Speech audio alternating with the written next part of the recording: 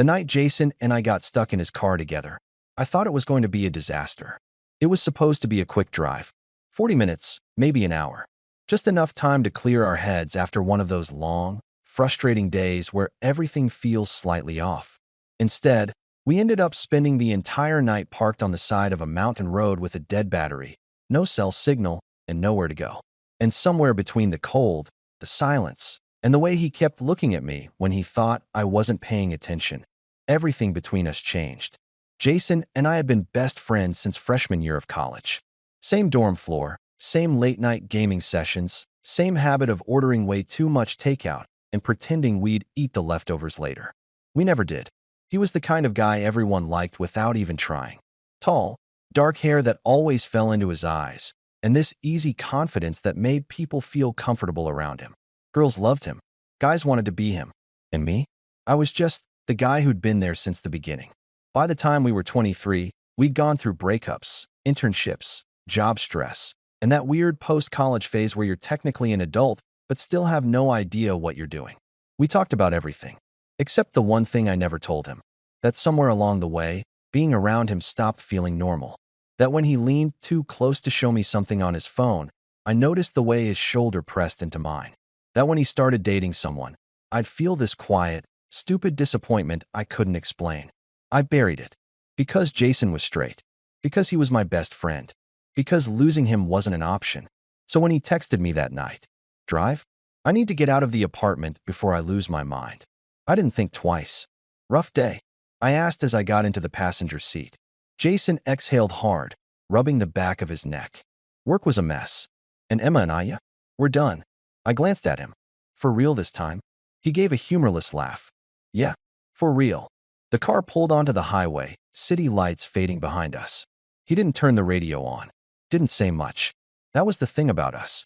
Silence never felt awkward. After about 20 minutes, he turned onto a smaller road that climbed up into the hills outside the city. "You sure you know where you're going?" I asked. "Nope," he said. "That's kind of the point." We drove another 15 minutes before the engine made a strange clicking sound. Then another. Then the dashboard lights flickered. Jason," I said. "I see it." The car jerked once, twice, and then died completely. We rolled to a slow stop on the shoulder of a narrow mountain road, trees stretching dark and endless on both sides. For a few seconds, neither of us spoke. Jason tried the ignition. Click. Nothing. He tried again. Click. "Okay," he said slowly. "That's not great." I pulled out my phone. No signal. Jason checked his. Same. We looked at each other. "You've got to be kidding me," I said. He leaned back in the seat, staring up through the windshield at the dark sky. "Well," he said after a moment, "looks like we live here now." I laughed despite myself. But once the reality settled in, the situation stopped being funny. It was early spring, and the temperature dropped fast after sunset. The road was empty. No houses, no lights, no passing cars. We were stuck. For the night. At first, we tried to problem solve. Jason checked the battery, the cables, anything he could think of. Nothing worked. Eventually, he got back into the driver's seat and shut the door. "Okay," he said. "New plan." "What's the new plan?" "We wait until morning and hope someone drives by." I shifted in my seat. "This is how horror movies start." Jason smirked. "Relax. If anything attacks us, I'll sacrifice you first." Wow. Great friend. We both laughed. But as the sky got darker and the temperature dropped, the reality of the situation crept in. The car got colder. The silence got heavier. Jason turned to the back seat and grabbed a hoodie and a thin blanket he kept for road trips. He handed the hoodie to me. "You're always the one who forgets a jacket," he said. I pulled it on. It still smelled faintly like his laundry detergent. Warm. Familiar. "Thanks," I said quietly. He nodded, then hesitated. After a moment, he spread the blanket across the center console so it covered both of our laps. "Body heat," he said casually. "We'll freeze otherwise." Our knees touched under the blanket. Neither of us moved away. For a while, we just sat there, talking about random things. Work. Old college memories. Stupid stories we'd told 100 times before. But as the night got later, the conversation slowed. The car was dark except for the faint glow of the dashboard. Outside, the world was completely silent. At some point, Jason leaned his head back and closed his eyes. "You okay?" I asked. Yeah, he said softly. Just tired. A few minutes passed. Then I felt it. His shoulder shifted.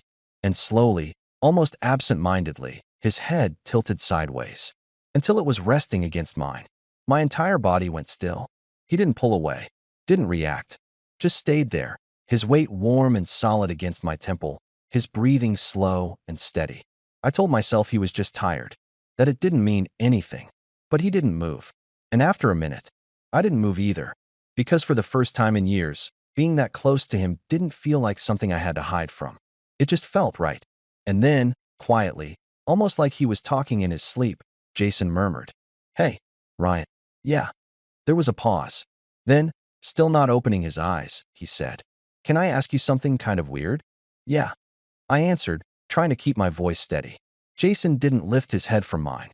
If anything, he leaned a little more into me, like he was settling into the contact.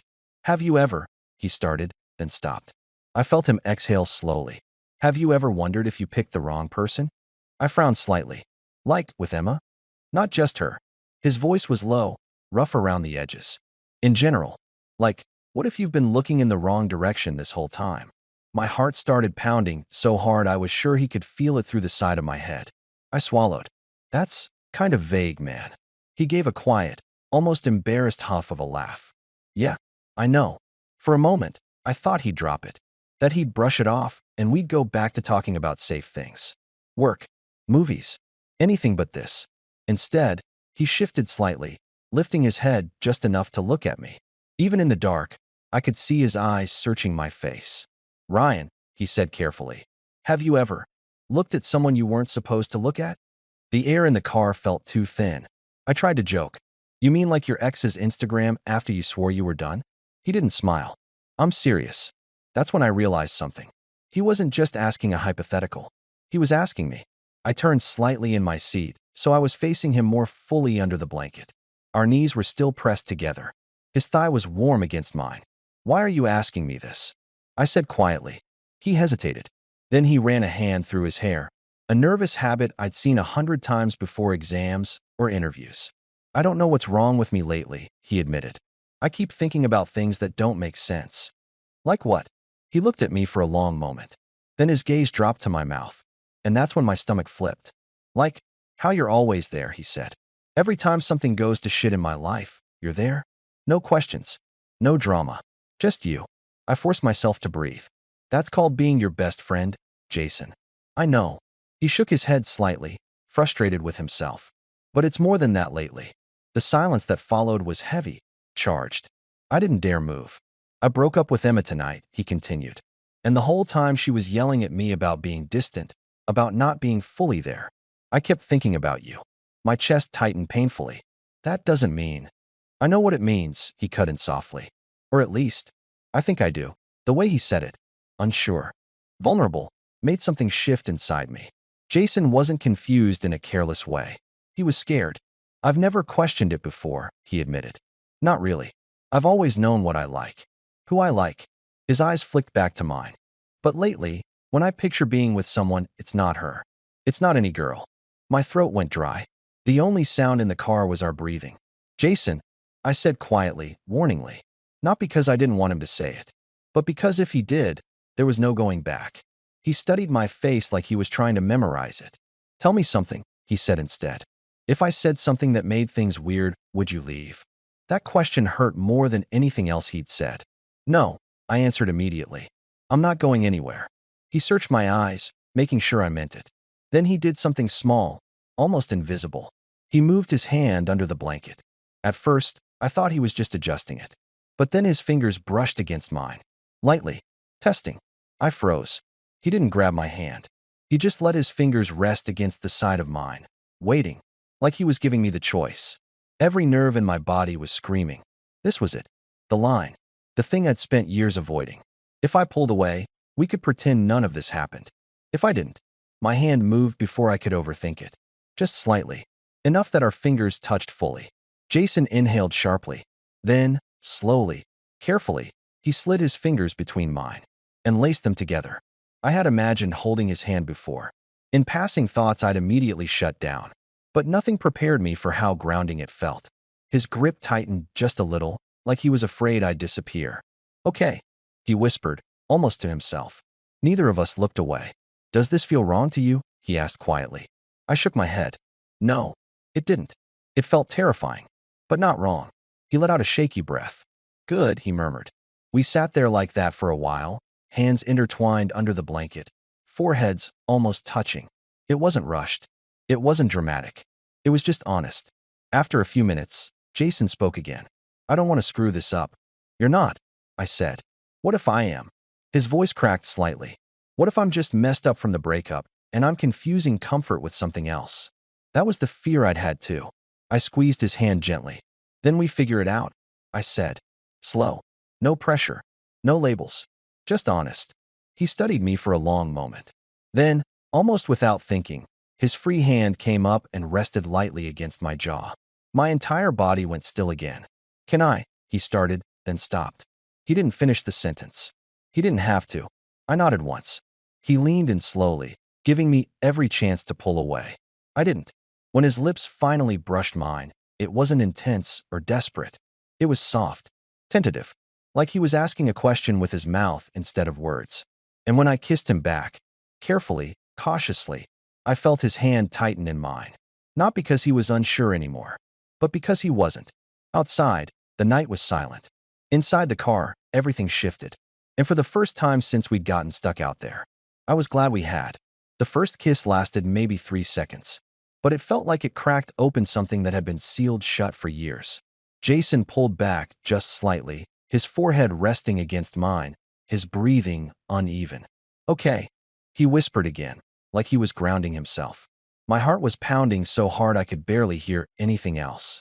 You good? I asked quietly. He nodded once, then let out a short, nervous laugh. Yeah, I didn't expect it to feel like that. Like what? He looked at me, really looked at me, and there was no confusion in his eyes now. Just raw honesty. Like I've been pretending not to see something that's been right in front of me. That hit deeper than I expected. For years I convinced myself I was the only one pretending. I don't want you to feel pressured, I said carefully. We're stuck in a car at 2 a.m. after you just ended a relationship. This could just be. Don't, he cut in softly. His hand came up again, thumb brushing lightly along my jaw. This isn't just tonight, he said. I've been noticing it for months. The way I feel calmer when it's just us. The way I look for you in a room before anyone else. The way I get annoyed when you talk about going on dates. I blinked. You get annoyed? He gave me a sheepish half smile. Yeah, which I told myself was just protective best friend energy. But I don't think that's what it was. My chest tightened. There was something surreal about hearing him say the exact things I tried so hard not to think about. Outside, the wind rustled through the trees. The car creaked softly as the temperature dropped. Jason shifted closer under the blanket. There wasn't much space to begin with, but now our thighs were fully pressed together. His hand was still intertwined with mine. It felt natural. Too natural. Ryan, he said quietly, why didn't you ever tell me? I swallowed. Tell you what. He held my gaze. That you felt this too. I froze. There it was. The thing I'd buried for years. I could lie. Pretend this was new for both of us. But the whole point of this moment was honesty. I didn't think it mattered, I admitted. You were always so sure of who you were. You liked girls. You dated girls. I wasn't going to be the guy who complicated that. His expression shifted, regret flashing across his face. You think you would have complicated me? I think I would have lost you, I said quietly.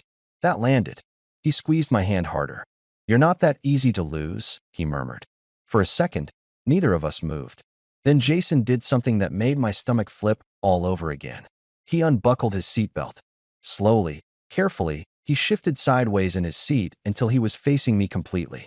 In the cramped space of the car, it meant his knee slid between mine. His chest almost brushed against my shoulder. Is this okay? He asked softly. The fact that he was still asking permission, still giving me an out, made everything feel safer. Yeah, I breathed. He moved closer. This kiss wasn't hesitant. It wasn't rushed either. It was deeper, warmer. Like he wasn't asking a question anymore. He was answering one. His hand slid from my jaw to the back of my neck, fingers threading lightly into my hair. My free hand came up instinctively, gripping the fabric of his hoodie near his waist. The space between us disappeared. Every time our lips parted, we barely got a breath before leaning back in. It wasn't about proving anything. It wasn't desperate. It was overdue. Eventually, we pulled back, both breathing harder now. Jason rested his forehead against mine again, eyes closed. I can't believe I almost never figured this out, he muttered. You figured it out at a pretty inconvenient time, I said, glancing around the dark, dead car. He huffed out a laugh. Yeah, not exactly a five-star setting. Romantic, though, I teased lightly. Stranded. No signal. Just us. His expression softened. Just us, he repeated.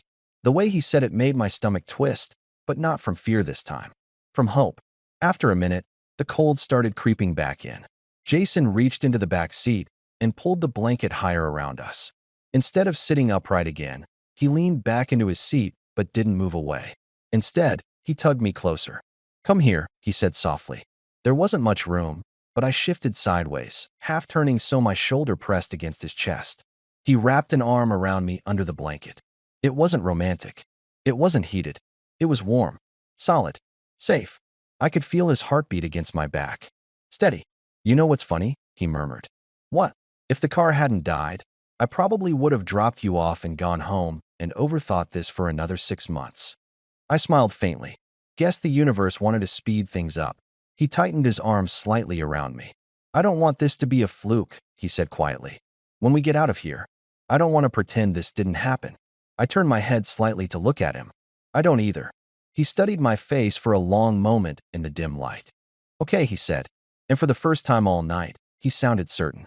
We stayed like that for a while, the cold outside barely noticeable now with the blanket wrapped tight and our bodies pressed together. At some point, his breathing evened out. I thought he'd fallen asleep. But then, just as my own eyes were getting heavy, he spoke again, softer this time. Ryan. Yeah. If I kiss you again in the morning, don't let me chicken out. My chest tightened. I won't. A small pause. Then he pressed one more slow, deliberate kiss to my lips. And this time, there was no hesitation at all. I woke up before the sun did. For a second, I didn't remember where I was. Then I felt it. Warmth. Wait. Jason's arm wrapped securely around me under the blanket. My cheek pressed against his chest, his chin resting lightly on the top of my head. And the car. The cold windows fogged slightly from our breathing. The dead silence of the mountain road. Right. We were still stuck. But somehow, that wasn't the first thing on my mind. Carefully, I shifted just enough to look up at him. He was already awake, watching me. There was no panic in his eyes. No regret. No confusion. Just something soft. Morning, he murmured. Morning. His voice was deeper like this, rough from sleep. It did something unfair to my chest. For a second, neither of us moved. Then he gave me the smallest, almost shy smile. So, he said quietly. Still here. Still here, I confirmed. He studied my face like he was checking for any sign that I'd changed my mind overnight. I remember everything, he added. I'd hope so. He let out a quiet laugh, but his expression stayed serious. I meant it, he said. What I said last night. My stomach flipped. You're not backing out. I asked gently. His hand tightened slightly around my waist. No. There wasn't even hesitation in his tone this time. Just certainty. And then, like he promised, he leaned down and kissed me again. Morning light was just starting to bleed through the trees, soft and pale through the windshield. This kiss wasn't hesitant like the first. It wasn't urgent like the second. It was steady, intentional, like we both knew exactly what we were doing now. When he pulled back, his forehead rested against mine again. I don't feel confused, he admitted quietly. I thought I would. But I don't. How do you feel? He exhaled slowly, like I finally stopped fighting something. That hit me harder than any dramatic confession could have. For years, I convinced myself I was the only one fighting anything. Jason shifted slightly, his hand brushing under the hem of my hoodie, just barely touching the skin at my waist. Not pushing, just feeling. Is this okay? He asked softly. The fact that he kept asking made everything feel real. Yeah, I said, my voice quieter now. His fingers traced lightly along my side, sending a slow wave of heat through me. We were still half-curled in the passenger seat, cramped and awkward and tangled in a thin blanket. But none of it felt awkward. It felt charged, not rushed, just aware. His hand slid back to my waist, pulling me a little closer.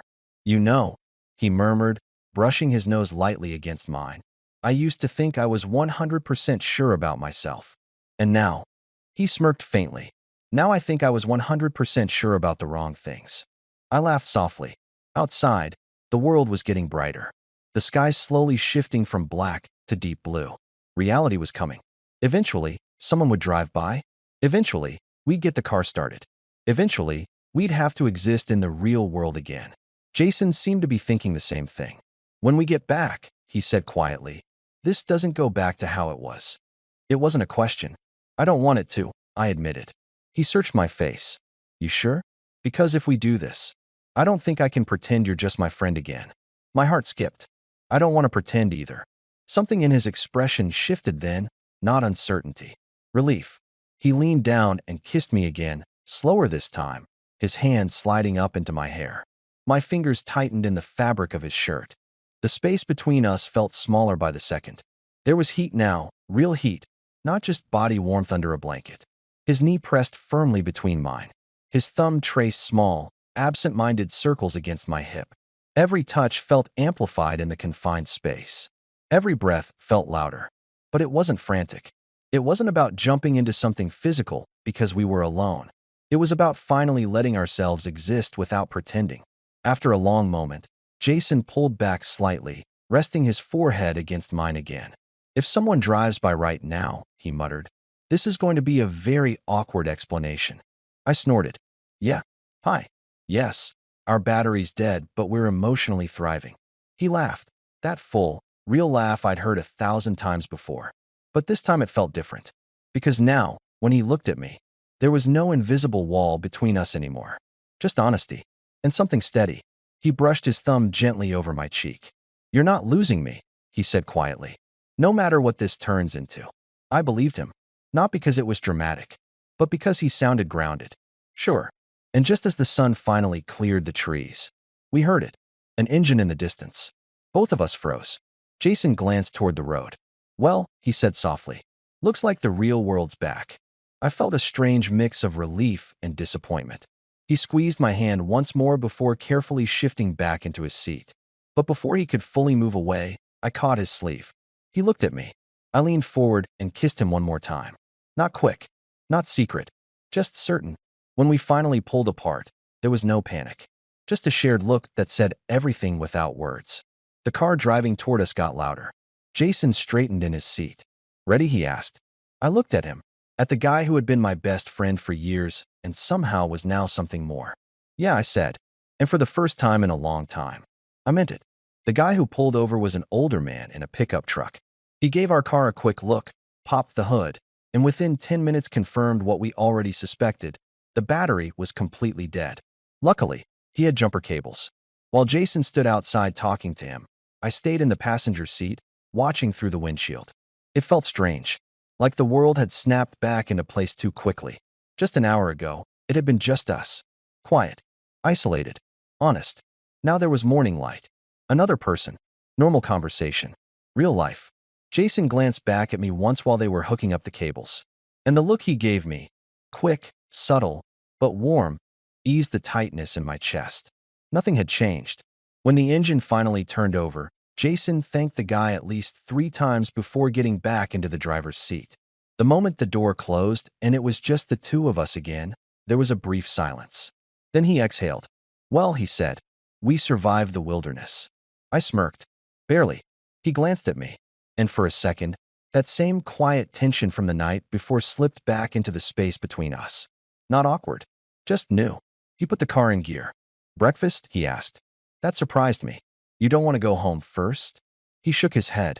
I don't want last night to feel like some weird, isolated moment. I want to actually sit with you.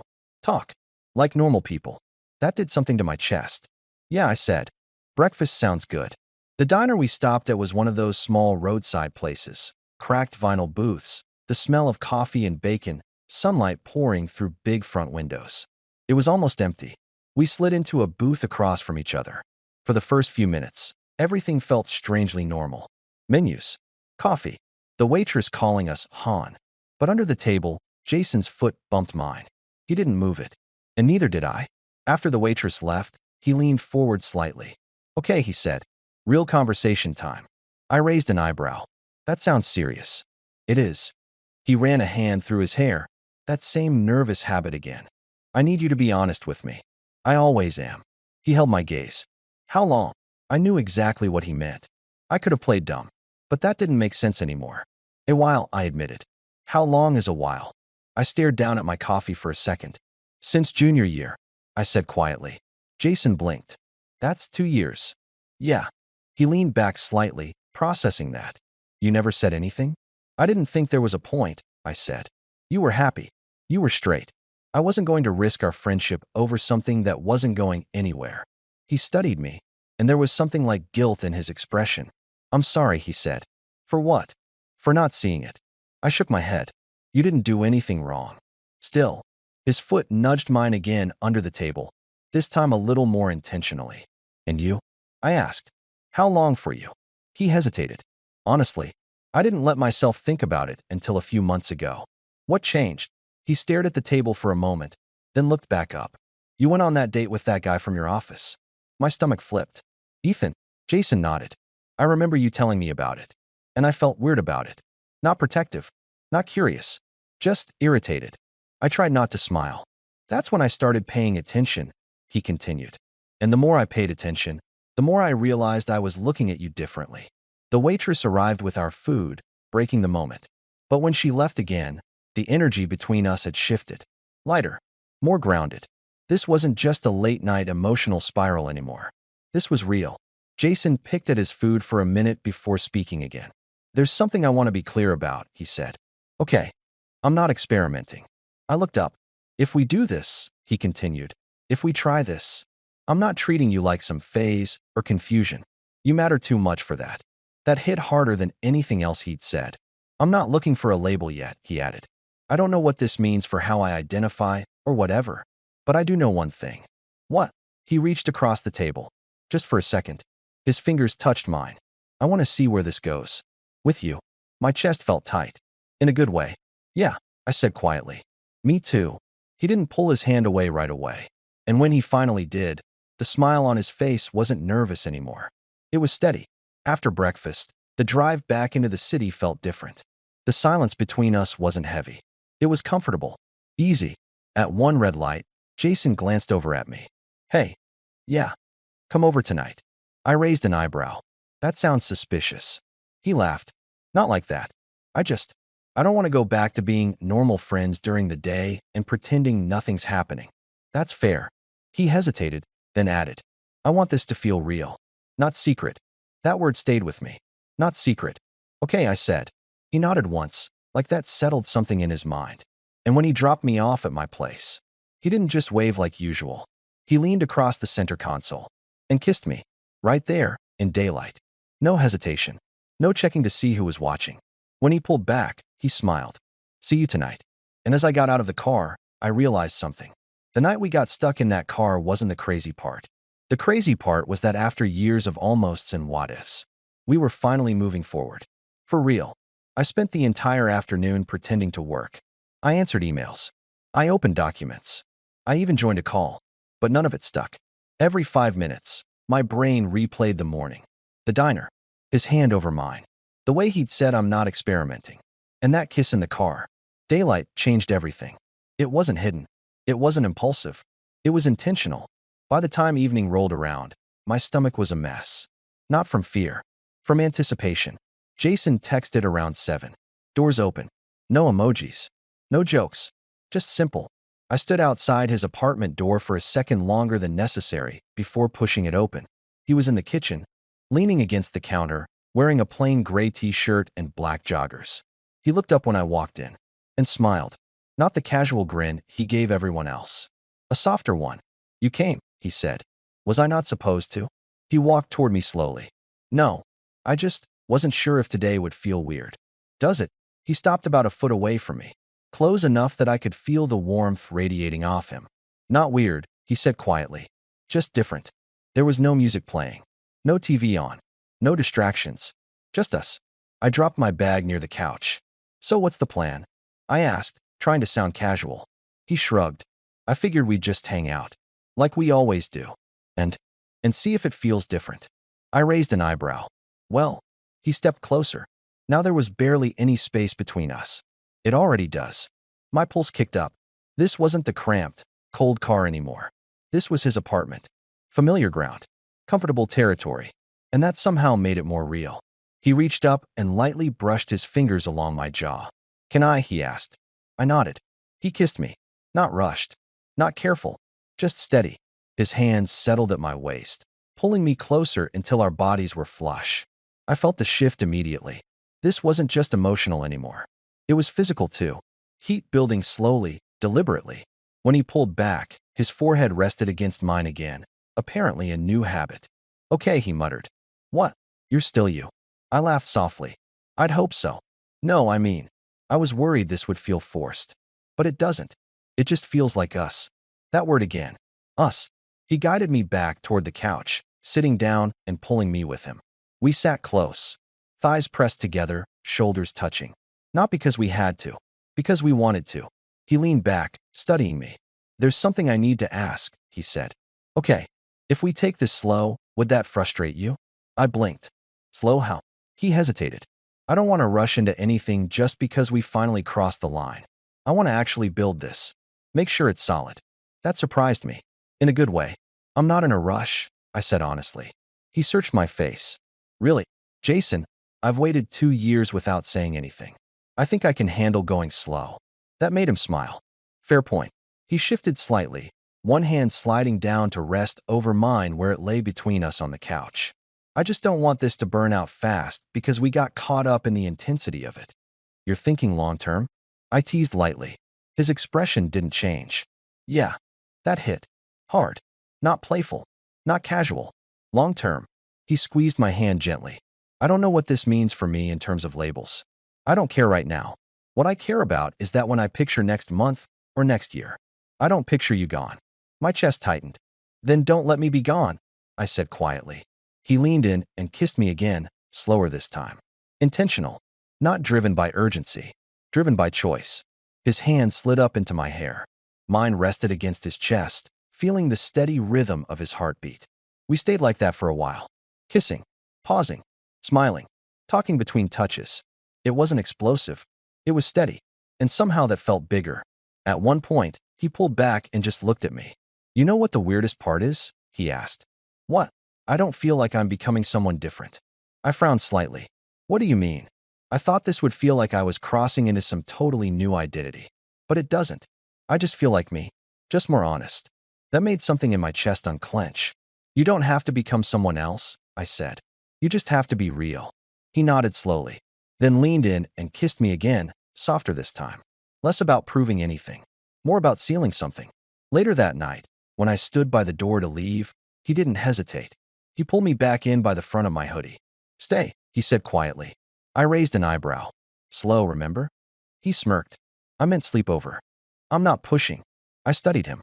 There was no pressure in his eyes. Just warmth. "Okay," I said. And when we lay side by side in his bed that night, not rushing, not escalating, just close, it felt nothing like a mistake. His arm rested over my waist. My head against his shoulder. The same way it had in the car. Except this time, there was no dead battery. No stranded road. No isolation forcing honesty. Just choice. And when he pressed a quiet kiss to my temple before falling asleep, he whispered, "Glad we got stuck." And honestly, so was I. Waking up next to Jason felt normal. That was the part that surprised me the most. No awkward distance. No weird tension. No moment where we both suddenly remembered, "Oh right, everything changed." His arm was still around my waist. His face half buried in the pillow, hair a mess, breathing slow and steady. For years, I'd imagined what it might feel like to be this close to him. I'd always assumed it would feel intense, overwhelming, unreal. Instead, it felt calm, like something had clicked into place. After a minute, he shifted slightly behind me. "Ryan," he murmured, voice rough with sleep. "Yeah, you're still here, right?" I smiled, even though he couldn't see it. "Yeah, I'm still here." His arm tightened a little. "Good." A few seconds passed. Then he added, quieter, "Last night wasn't a dream?" "Nope." He exhaled slowly, pressing his forehead lightly against the back of my shoulder. "Okay." We stayed like that for a while before finally getting up. Morning felt easy. Coffee. Toast. Standing a little too close in the kitchen without even thinking about it. At one point, He reached past me for a mug and his hand brushed my hip. Neither of us moved away. Later, while we were sitting on the couch, Jason grew quieter. Not distant, just thoughtful. You okay? I asked. He nodded, but didn't answer right away. Then he leaned forward, elbows on his knees. There's something we need to talk about. My stomach tightened a little. Okay. He ran a hand through his hair. I don't want this to be something that only exists when we're alone. I frowned. What do you mean? I don't want to act like your boyfriend here and then introduce you as just my friend when we're around people. That hit harder than I expected. You're ready for that? I asked carefully. He hesitated. I don't know if I'm ready to make some big announcement or anything, he admitted. But I don't want to hide you either. That word again. Hide. I don't want to be your secret, I said quietly. You won't be. He turned toward me, serious now. But I might need a little time to figure out how to handle people's reactions. Work. Friends. My parents especially. That made sense. This wasn't just a personal shift for him. It was a public one. We don't have to rush that part, I said. As long as we're honest with each other. He nodded. Always. Then, after a pause, he added, there's something else. I waited. He leaned back into the couch, looking at me. Last night, in the car, and everything. It all happened fast. Yeah. I don't regret it, he said quickly. Not even a little. Good. I said, smiling faintly. But I want to make sure we're building something real. Not just running on adrenaline and emotions. That's fair. He studied my face. So I'm going to ask you something, and I want you to answer honestly. Okay. He took a breath. Do you want to actually date me? The word landed heavier than anything else so far. Not see where this goes. Not figure things out. Date. I didn't even need a second. Yes. His shoulders relaxed immediately, like he'd been bracing for hesitation. Okay, he said softly. Then he smiled. A real one. Then let's do this right. How do we do that? I asked. He thought for a moment. Start simple. That evening, he proved what he meant. Instead of just hanging out at his place again, he texted me. Where's something decent? I'm picking you up at 7. When he showed up, he looked nervous. Not best friend Jason. Date Jason. We went to a small restaurant across town. Nothing fancy. Just somewhere quiet. But the difference was in the way he acted. He opened the door for me, held my hand across the table, not constantly, but when it felt natural. Looked at me like this wasn't some experiment. Like this mattered. At one point during dinner, he laughed at something I said and shook his head. What? I asked. I can't believe I didn't see this sooner. See what? How easy this feels. I smiled. Yeah. After dinner, we walked outside. The evening air was cool, the streetlights just starting to flicker on. We stopped near his car. For a second, neither of us moved. Then he stepped closer. Is this where I do the awkward first date thing? He asked. You've known me for 3 years. Yeah, but this part's new. I stepped into him instead. You're overthinking it. He smiled. Then he kissed me. Not quick. Not hesitant. Right there on the sidewalk. People walked past. Cars drove by. And for the first time, he didn't look around to see who might be watching. When he pulled back, there was something steady in his eyes. No fear. No confusion. Just certainty. Yeah, he said quietly. I want this. And as we got into the car together, I realized something. Getting stuck on that mountain road didn't change everything. It just forced the truth out faster. The real change was happening now. Out in the open. On purpose. And this time, neither of us was holding back. The first few weeks felt like learning a new language. Not because being with Jason was hard. Because it was easy. Too easy sometimes. We still watched the same shows. Still argued about where to order food from. Still sent each other stupid memes at work. The only difference was the small things. His hand finding mine automatically when we walked somewhere. The way he'd pull me closer on the couch instead of sitting at the opposite end. The casual kisses when one of us left the apartment. It didn't feel like a dramatic shift. It felt like we'd just stopped pretending there was space between us. But real life didn't stay quiet forever.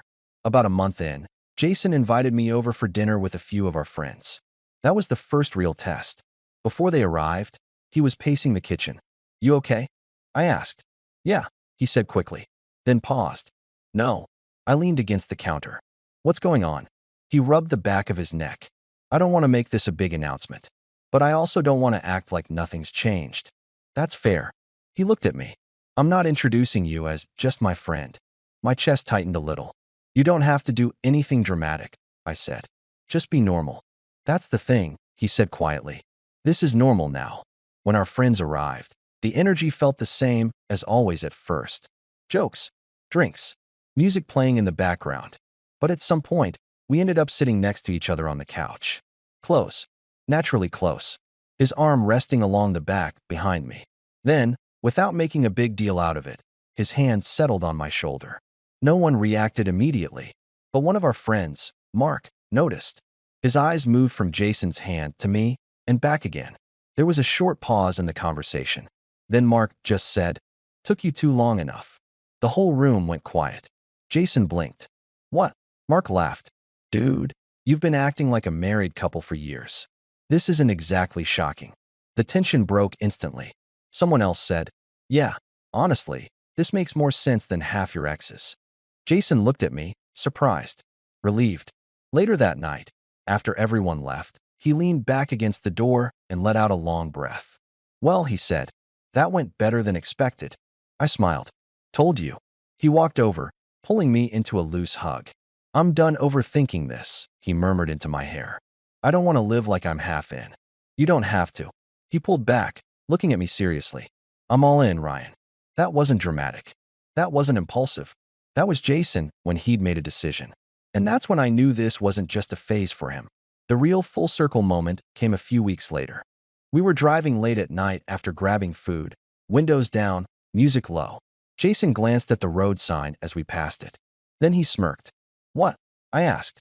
"That turn," he said, nodding ahead. I followed his gaze. It was the road. The one that led up into the hills. The one where his car had died.